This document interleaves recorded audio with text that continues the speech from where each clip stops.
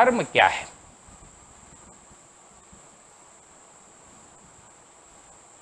मनुष्य या सभी प्राणी हर पल हर क्षण कर्म करते रहते हैं। कर्म जो है व्यक्ति या प्राणी द्वारा किए गए कार्य को कर्म कहते हैं। और ये कर्म जो हैं वो करने के लिए 3 इंस्ट्रूमेंट हैं। व्यक्ति अपने शरीर से कार्य करता है, शारीरिक कर्म उसको कहते हैं। मन से काम करता है, मानसिक कर्म कहते हैं। और वाणी से बोलता है, वो भी वाचिक कर्म है, मनसा वाचा कर्मणा। शरीर से, मन से और वाणी से कर्म होता है। कर्म का एक और क्लासिफिकेशन है, वो है कि कर्म अच्छा, बुरा या मिश्रित, ये 3 प्रकार के हो सकते हैं। अच्छे कर्म को पुण्य कहते हैं, बुरे कर्म को पाप कहते हैं, और दोनों का मिश्रण को अच्छा बुरा दोनों जहाँ है उसको मिश्रित कर्म कहते हैं। अच्छा कर्म क्या है? जो ब्रह्मांडीय नियम के अनुसार के अनुरूप जो कर्म किए जाते हैं वो शुभ कर्म है या पुण्य कर्म है या अच्छे कर्म है। जो ब्रह्मांडीय नियम के विपरीत, उसके अगेंस्ट में जो कर्म किए जाते हैं वो पाप कर्म हैं, बुरे कर्म हैं। ब्रह्मांडीय नियम है क्या? ब्रह्मांडीय नियम कोई ऐसा नहीं है कि 1 2 3 4 ये लिखा हुआ है। ब्रह्मांडीय नियम बहुत एक प्राकृतिक लॉ है, जो वैदिक प्रार्थना के अंतर्गत जो हम वैदिक प्रार्थना करते हैं, असतो मां सद्गमया, तमसो मां ज्योतिर्गमया, मृत्युर्मां अमृतम गमया, ये ब्रह्मांडीय नियम है। जो आपको अंधकार से प्रकाश की तरफ ले जाए, जो आपको असत्य से सत्य की तरफ ले जाए, जो आपको मृत्यु से मृत्यु की तरफ ले जाए, वही ब्रह्मांडीय नियम है। ये हर जगह इस कसौटी को कसना है कि जो हम कर्म कर रहे हैं, क्या हमें ये अंधकार अज्ञान से ज्ञान की तरफ ले जा रहा है? क्या हमें ये कर्म असत्य से सत्य की तरफ ले जा रहा है? क्या ये कर्म हमें मृत्यु से अमृत्यु की तरफ ले जा रहा है? तो यदि ये सत्य की तरफ जा रहा है, प्रकाश की तरफ जा रहा है, अमृत की तरफ जा रहा है, तो वो शुभ कर्म है। और जो इसके विपरीत है वो अशुभ कर्म है, वही पाप है, वही पुण्य है। इसका निर्णय आपके चेतना के द्वारा होता है। कोई धर्म, कोई व्यक्ति, कोई ग्रंथ ये नहीं कह सकता है कि ये चीज़ें जो हैं वो सत्य की तरफ जो कुछ भी आप जाएंगे तो उसका प्रभाव आपके अंतर्मन में पड़ेगा। अमरत्व की तरफ जो कुछ भी आप करेंगे उसका प्रभाव आपके अंतर्मन में पड़ेगा। और जब आप जो हैं प्रकाश की तरफ जाएंगे उसका प्रभाव अंतर्मन में पड़ेगा। यानी जिन कार्यों से आपकी चेतना में विस्तार हो, चेतना का विस्तार बड़ी बात है। चेतना में विस्तार का अनुभव हर किसी को होता है, चेतना में संकीर्णता का अनुभव हर किसी को होता है। जब आप शुभ कार्य करते हैं, उसका एक छोटा सा केवल उदाहरण दे सकते हैं, धीरे धीरे अभ्यास से आप समझ सकते हैं। जब आप किसी को मदद करते हैं, किसी को कोई काम कर देते हैं या कोई अच्छा काम करते हैं बिना किसी स्वार्थ के, तो आपके चेतना में एक आंतरिक आह्लाद होता है, एक खुशी होती है, एक अदृश्य एक आनंद का अनुभव होता है। ये आनंद का अनुभव, ये जो आह्लाद सब किसी को होता है जब कोई आप अच्छा काम करते हैं, तो वो चेतना में विस्तार के कारण होता है। अगर आप कुछ ऐसा काम करते हैं, निंदनीय काम, भले कोई देखे या ना देखे, चोरी करें, भ्रष्टाचार करें, कोई गलत काम करें, तो संसार के लोग भले ना जाने, लेकिन आपके ही अंदर में एक पीड़ा होती है, एक दुख होता है, एक हीन भावना जगती है। वो आपकी चेतना के अंदर, भले आप उसकी अवहेलना कर दें, अनसुनी कर दें, लेकिन ये होता सबको है। तो वो जो है चेतना में संकीर्णता के कारण, कंट्रैक्शन इन कॉन्शसनेस के कारण होता है। तो चेतना में विस्तार ही ईश्वरोन्मुख है, चेतना में विस्तार ही प्रकाशोन्मुख मार्ग है। चेतना में विस्तार ही अमरत्व की ओर जाना है।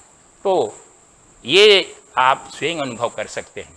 तो धर्म वो है, धर्म आधारित अर्थ और धर्म आधारित अर्थ से उपार्जित धर्म आधारित काम, यानी इच्छा की पूर्ति करें, और फिर इन तीनों का उद्देश्य जो है वो मुक्ति की तरफ हो।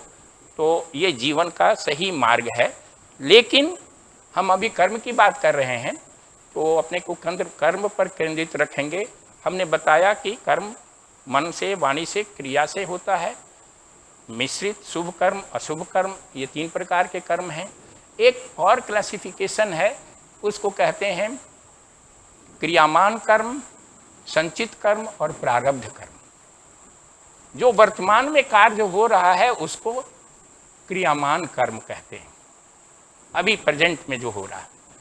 ये जो प्रेजेंट में कार्य हो रहा है, ये क्रियामान कर्म हमारे वर्तमान जीवन में इसका कुछ हिस्सा फल प्रदान करता है, और कुछ हिस्सा जो है क्रियामान कर्म का हमारे संचित कर्म कोश में जमा हो जाता है। हमारे कई जन्मों के जो कर्म हैं, वो हम जितना भी कर्म करते हैं वो एक बीज पैदा करता है, एक इम्प्रेशन देता है, जो हमारे अनकॉन्शियस माइंड, जिसको अचेतन मन कहते हैं, उसमें संस्कार के रूप में संग्रहित हो जाता है। और जन्म जन्म के, असंख्यों जन्म के हमारे संस्कार जो हैं वो हमारे अनकॉन्शियस माइंड में, अचेतन मन में संग्रहित हैं। इसी को हम लोग संचित कर्म कोश कहते हैं। तो ये जो संचित, जो क्रियामान कर्म है, उसका एक हिस्सा इसी जन्म में फल देने के लिए फल देता है, और एक हिस्सा जो है वो संचित कर्म कोश में जमा हो जाता है। और ये सारे जन्मों का कोश एक साथ हम हर जन्म में, जब जब मेरा आपका सबका पुनर्जन्म होता है, तो अपने साथ हम लोग सूक्ष्म शरीर के साथ संचित कर्म कोश को लिए जाते हैं। और इसी संचित कर्म कोश से एक तीसरा कर्म जो है प्रारब्ध कर्म का विकास होता है।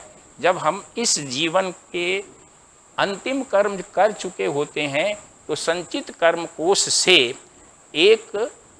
एक समूह कर्मों का अलग निकल करके आपके जीव के साथ लग जाता है, और उसको प्रारब्ध कर्म कहते हैं। और ये प्रारब्ध कर्म से 3 चीज़ें निश्चित हो जाती है, आपकी आयु, आपके भोग और आपकी जाति। आपकी आयु क्या होगी? इस जीवन के अंतिम कर्म करने के बाद जब आपकी मृत्यु हो जाती है, तो सूक्ष्म लोक में, सूक्ष्म एस्ट्रल बॉडी के साथ जब आप एस्ट्रल वर्ल्ड में रहेंगे, कितने दिन तक रहेंगे, कब आपका पुनर्जन्म होगा, किसके पास पुनर्जन्म होगा, और उस पुनर्जन्म होने के बाद आप कितने साल तक, कितनी अवधि तक जीवित रहेंगे, उसकी आयु कितनी होगी, ये सब उस प्रारब्ध कर्म से निश्चित हो जाता है।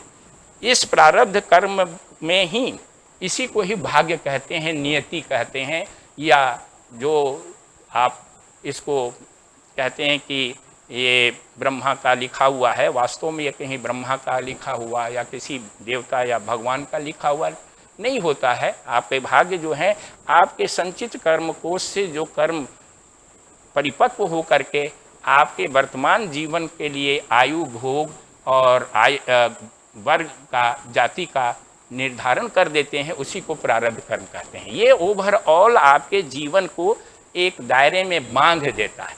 और जो वर्तमान कर्म, क्रियामान कर्म है, उसका एक अंश प्रारब्ध कर्म के साथ मिल करके और इसी जीवन में आपको भोग प्रदान करता है। ये प्रारब्ध कर्म 3 प्रकार के होते हैं।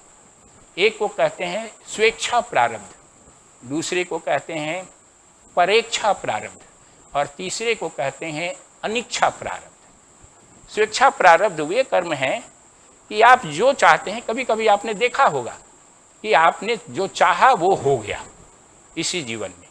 तो आपके प्रारब्ध कर्म में कुछ ऐसे प्रारब्ध कर्म होते हैं जो आपकी इच्छा के अनुसार फल देते हैं, और वो ही आनंद लगता है, आपको लगता है कि मैंने खुद किया। वो स्वेच्छा प्रारब्ध है, और आप तब आप अपने को स्वामी समझने लगते हैं, कर्म का कर्ता समझने लगते हैं, अपना भाग्य विधाता समझने लगते हैं। तो ये स्वेच्छा प्रारब्ध, कुछ प्रारब्ध ऐसे हैं जो आपकी इच्छा के अनुसार फलित होते हैं। दूसरा प्रारब्ध है परेच्छा प्रारब्ध।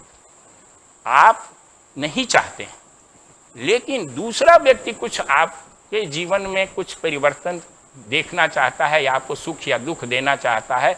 उसके प्रारब्ध इतने स्ट्रांग होते हैं उस व्यक्ति के कि वो आपके ऊपर हावी हो जाते हैं और उसके प्रारब्ध को आपको भोगना पड़ता है। वो परीक्षा पर आपके दोनों का लिंक रहता है, लेकिन फल दूसरे के प्रारब्ध से आपको भोगना पड़ता है, क्योंकि आपके भी प्रारब्ध उसके साथ जुड़े होते हैं, लेकिन हावी उसका प्रारब्ध, स्ट्रांग उसका प्रारब्ध होता है। उस प्रारब्ध को आपको भोगना पड़ता है। इसको पर इच्छा प्रारब्ध कहते हैं। दूसरे की इच्छा को भोगना, ये परीक्षा प्रारब्ध। और तीसरा प्रारब्ध होता है, उसको कहते हैं अनिच्छा प्रारब्ध। यानी आप चाहते नहीं हैं, लेकिन चीजें हो जाती हैं। आप तो चाहते नहीं हैं कि मकान पर बिजली गिरे, आप तो चाहते नहीं हैं कि कोई दुर्घटना हो जाए, आप तो चाहते नहीं हैं कि आकस्मिक कुछ बातें हो जाए, लेकिन हो जाती है। ये है अनिच्छा प्रारब्ध। हम इच्छा नहीं करते हैं, लेकिन वास्तव में वो प्रारब्ध भी आपके ही कर्म से बना है, वो कहीं बाहर से नहीं आया हुआ है। इसलिए इस बात को हमेशा ध्यान रखना चाहिए कि चाहे आप स्वेच्छा प्रारब्ध भोग रहे हों, चाहे आप परीक्षा प्रारब्ध भोग रहे हों, चाहे आप अनिच्छा प्रारब्ध भोग रहे हों, वास्तव में वो आपके ही कर्मों के कारण प्रारब्ध से निर्मित हुआ है और वो इस रूप में, 3 रूप में फलित होता है। अगर आप चाहें, जैसा कि मैंने कहा कि प्रारब्ध कर्म बनता कहाँ से है, तो संचित कर्म कोश से एक समूह कर्मों का निकल करके आता है और वो प्रारब्ध कर्म आपके वर्तमान जीवन के लिए बन जाता है और आपको उसी के दायरे में जीवन जीना होता है। और वो संचित कर्म कोश में कहाँ से कर्म आते हैं, तो आप जो मन से, वाणी से, क्रिया से जो कार्य करते हैं, उसका एक एक बीज, उसका एक एक इम्प्रेशन वो संस्कार के रूप में आपके अचेतन मन में जमा हो जाता है। वही संचित कर्म कोश है। तो कुल मिला करके व्यक्ति अपने भाग्य का स्वयं निर्माता है, व्यक्ति अपनी परिस्थितियों का स्वयं निर्माण करता है और व्यक्ति के जीवन में जो कुछ भी सुख दुख हानि लाभ का अनुभव होता है, जिसको वो भाग्य कहता है, नियति कहता है, दैव कहता है, वो सब उसके ही कर्म के परिणाम से है। और वो चाहे तो अपने कर्म को, क्रियामान कर्म को उन्नत बना करके, अपने कर्म को परिवर्तित करके अपने जीवन की परिस्थितियों को भी बदल सकता है। तो आप जो हैं अपने जीवन की परिस्थितियों के स्वयं निर्माता हैं और कर्म अगर शुभ करेंगे तो सब कुछ शुभ होता जाएगा। धन्यवाद।